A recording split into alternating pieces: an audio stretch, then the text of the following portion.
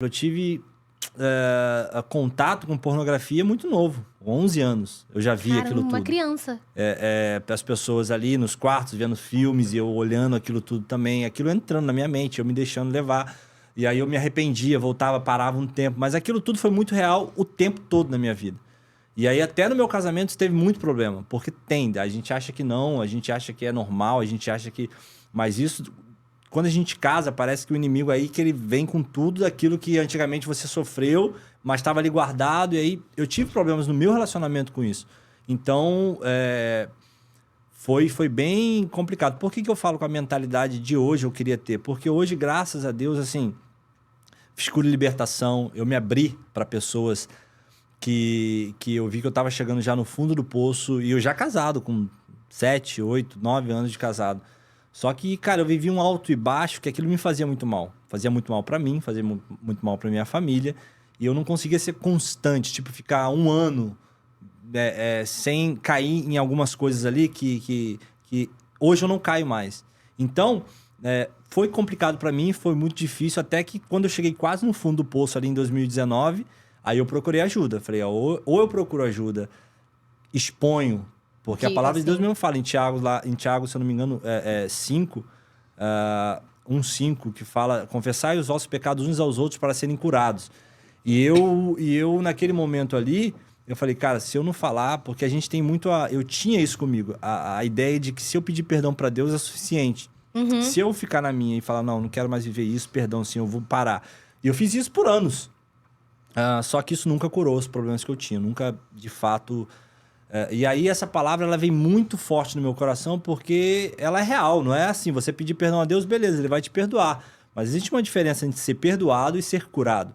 E eu nunca fui curado nesse negócio. Então quando eu comecei a expor isso, claro, para pessoas, pastores na qual cuidavam de mim e tinham cuidado de não expor isso para outras pessoas, enfim. Quando eu comecei a colocar isso para fora e aí falar de quem eu era verdadeiramente, porque assim, o Instagram a gente só mostra quem a gente quer mostrar. Exatamente. A gente, quando tá no meio das pessoas, a gente só vai falar aquilo que vai agregar coisas boas pra gente. Só que naquele momento ali eu falei, se eu não começar a falar quem eu sou de fato, porque beleza, eu sou Souza, eu sou um jogador de futebol, eu tenho minha fé em Jesus, só que eu tenho problemas sérios, que se isso não for resolvido, vai acarretar problemas no meu casamento. E pode até terminar com o meu casamento. Eu já tinha uma família, já tinha filhos. E aí eu procurei ajuda, expus tudo, falei tudo que eu tinha passado, eu com minha família, taranã, taranã. E aí depois disso, em 2020 começou ali, já meio quase na virada do ano, e eu posso dizer que até hoje, graças a Deus, eu nunca mais caí nos mesmos problemas, eu nunca mais errei. Aí, ó, ela até quer ministrar. Isso que eu ia falar, né? A gente quase nunca vê homens falando sobre os malefícios da pornografia. Exatamente. Todas as vezes que eu vejo algum assunto, algum debate sobre isso, até mesmo no meio cristão, é sempre vindo de mulheres. E você é um cara influente, você é um cara que tem mais de 1 milhão de seguidores, você é um cara conhecido, passou por clubes enormes e você tá aqui falando, né, de como isso pode fazer mal. Então, pode falar. Não, eu ia falar pra ele fazer isso, pra ele deixar o recado pra galera jovem aí. Quem não é mais jovem também, e que tá passando por isso. Eu queria complementar que isso me lembrou de uma história de uma amiga minha. Mais do que a Mayara falou que homens têm dificuldade de se abrir em relação a isso, mulheres também têm bastante dificuldade, até por conta da criação e tudo mais. Porque mulher não pode falar de sexo e tudo mais. Então, as mulheres se fecham muito em relação a isso. Eu lembro que uma amiga minha chegou pra mim e fez exatamente o que você fez. E esse é um ponto muito importante que você colocou aqui nessa mesa. É você confessar pra alguma pessoa que você confia, né, o seu pecado. E ela fez isso comigo. Olha, eu tenho problemas com pornografia. Eu quero que a partir de hoje você comece a me perguntar com certa regularidade como eu estou em relação a isso.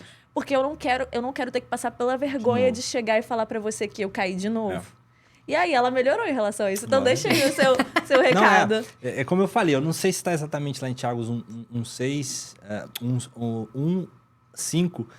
E no final disso que eu falei, né, confessar os vossos pecados uns aos outros para serem curados, no final disso tudo diz, a oração do justo pode muito em seus efeitos. Então, assim, a gente crê que após você confessar e depois a gente orar junto, depois ter esse acompanhamento, de ter esse cuidado de que eu não quero mais errar esse mesmo erro, mas eu preciso de ajuda. Eu preciso que você me pergunte como é que eu tô, isso é muito importante. Então, falando para a câmera, né?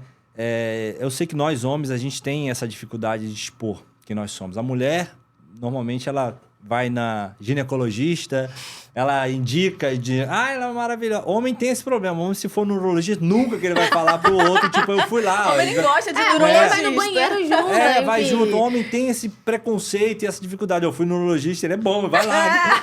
Ele fez um teste. Então, assim, a gente tem esse problema de se expor por nós sermos homens, por nós termos nossas honras e tal. Só que, infelizmente, eu falo assim, abertamente, hoje eu fiz pesquisas para isso. Assim, não estou falando na igreja, não estou falando fora da igreja. Mais de 60% dos homens têm problema com pornografia e estão dentro das igrejas. Porque eu também tinha, então eu comecei a estudar e pesquisar isso. E aí eu vi a necessidade de toda a palavra que eu vou falar. Na Belém mesmo, já peguei 3 vezes, as pessoas me convidam para dar uma palavra e eu sempre toco nesse assunto, porque eu vejo que é muito pouco falado sobre isso, e isso tem acabado com casamentos, isso tem acabado com vidas, porque a pornografia hoje em dia, eu fui ver o vício da pornografia, ele está superando o vício de drogas no mundo. E as pessoas consomem a pornografia como se fosse algo normal, só que depois que elas se viciam naquilo, como eu falei, elas entram no casamento totalmente já destruídas. Porque entra no casamento achando que tudo aquilo que normal. ela viu no vídeo... Idealiza uma mulher perfeita, irreais. Idealiza coisas que ela vê ali e quer fazer com a sua família e tal... E que não é real. Fora que é uma indústria muito maléfica para as pessoas que trabalham com isso. É uma indústria muito machista também. Sim. Inclusive, eu já vi também várias palestras em igrejas falando que o próprio ato da masturbação, o homem fazendo isso mesmo, né? É prejudicial para ele, porque quando ele casa e começa a fazer, né, praticar o ato sexual em si, é diferente e aquilo pode causar malefícios pra própria... Talvez seja um estímulo diferente que ele está exatamente, acostumado. O estímulo é diferente, e aí... Eu não quero usar esse termo porque ele é um termo meio chulo, mas eu não tô conseguindo lembrar do termo correto. Mas enfim, mas aí não fica do jeito que ele quer, sim, né? Sim. Enfim. Gente, é muito prejudicial. É é muito prejudicial. Como eu falei, isso acaba acabando com o casamento que Deus criou, que Deus abençoou. E isso começa um exemplo. Eu mesmo... Eu comecei a trazer isso para dentro do meu casamento e daqui a pouco a minha esposa também estava participando da mesma coisa. Você traz consequências horríveis para dentro do casamento.